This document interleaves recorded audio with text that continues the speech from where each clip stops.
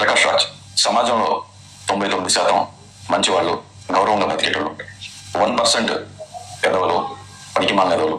ఈ 99% గౌరవంగా బతికేటోడిని కించపరిచే విధంగా, డిస్టర్బ్ చేసే విధంగా, వాళ్ళని ఎప్పుడూ ఎలాగా ఇబ్బంది పడేలాగా చేయాలనుకునే వాళ్ళు ఉంటారు. అరే పొరంబోకెదవా, నువ్వు 2019లో బెంగళూరులో పోటీ చేసావు. పోటీ చేసిన తర్వాత నీకు వచ్చిన ఓట్లు 28,000 ఓట్లు. ఆ నియోజకవర్గంలో పోటీ చేసి ఆ ప్రజల్ని ఏదో ఉద్ధరిద్దాం అనుకున్న తర్వాత వాళ్ళని నిన్ను చీ థూ అని ఉమ్మేసి అక్కడి నుంచి తరిమేశారు. తర్వాత ఆ ప్రజల కోసం నువ్వు ఏ రోజు ఎప్పుడు పోరాడింది లేదు, ఏ విషయంలోని పాల్గొన్నట్టు చూసింది లేదు, ఏ ట్వీట్లోని వాళ్ళని రిప్రజెంట్ చేస్తున్నట్టు కూడా లేదు. అదేవిధంగా గత 5 సంవత్సరాల్లో ఆంధ్రప్రదేశ్లో ఎన్నో విధ్వంసాలు జరిగినాయి. నువ్వేం చేసావు కదా, ఎన్నో హిందూ గుళ్ళని పడగొట్టేస్తున్నప్పుడు, లేదా కల్తీ మందు తాగేసి చచ్చిపోతున్నప్పుడు, ఒక దళితుడిని చంపి డోర్ డెలివరీ చేసినప్పుడు ఎప్పుడూ నువ్వు జస్ట్ ఆస్కింగ్ అనేది పదమే ఎత్తలేదు. మరి అప్పుడు ఏం కింగ్ చేస్తున్నావు నువ్వు?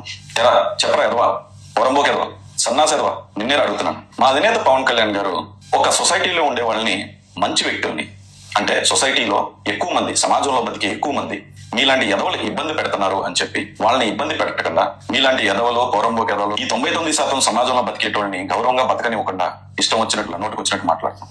నువ్వు సపోర్ట్ చేసి ఈ ఎదవన వీడు ఏమన్నాడు రాయుడు? నేను అంటున్నా హిందూ మతం అంత దుర్మార్గమైన మతం ఇంకోటి లేదు. హిందూయిజం బొక్క. నేను దేశభక్తుడిని కాదు, నాకు దేశం అంటే భక్తి లేదు. మీరు కరెక్ట్ గానే ఉంటున్నారు. నాకు దేశం అంటే భక్తి లేదు, నేను దేశభక్తుడిని కాదు. ఇలాంటి వాటితో చేతులు కలిపి సమాజాన్ని ఏం చేద్దాం అనుకుంటున్నారు నువ్వు? అసలు నువ్వు ఏదైనా ఒక లైమ్ లైట్ లోకి వద్దాము అనుకుంటే అక్కడ తరిమేశారు. ప్రజల ఆదరణ ఎలాగా పొందలేవు. ఎలాగా నీకు ఏదో రాజకీయాల్లోకి రావాలనో, ఏదో పదవి తెచ్చుకోవాలనో ఉంది.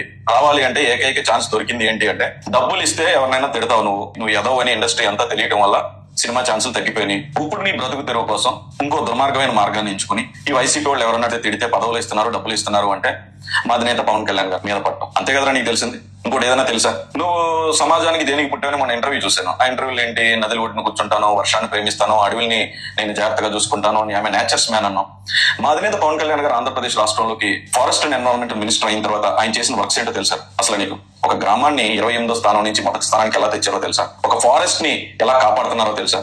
ఒక రివర్ ని పొల్యూషన్ ఎలా కాపుతున్నారో తెలుసా? అరే నువ్వు బ్రతకాలన్నా సరే, ఆంధ్రప్రదేశ్ లో నీకు నచ్చినట్లు బతకాలన్నా సరే, మా అధినేత పవన్ కళ్యాణ్ గారే ఆ డిపార్ట్మెంట్ నే, ఆయన సంబంధం ఉన్న డిపార్ట్మెంట్, సంబంధం లేని డిపార్ట్మెంట్ లోని కూడా సమాజానికి ఏది మేలైతే అది చేసుకుంటూ వెళ్ళిపోతుంటే, ఆయన మీద ఇలాంటి ఎదవలతో కలిసి నువ్వు పెద్ద పనికిమాలిన ఏదో పౌరంబోకి ఏదో తయారయ్యో మాట్లాడటానికి జస్ట్ ఆస్కింగ్ అంట. ఏంట్రా జస్ట్ ఆస్కింగ్? సో ఇవన్నీ దేంటి అంటే 2 విధాలుగా ఎక్స్ప్లెయిన్ చేయొచ్చు. ఇప్పుడు ఇలాగా నేను తిట్టినట్టు పౌరంబోకి ఎదవా, పనికిమాలిన ఎదవా, సన్నాసి ఎదవా అని తిడటానికి చాలా మంది ఉన్నారు. చాలా మందికి మాట్లాడటం వచ్చు.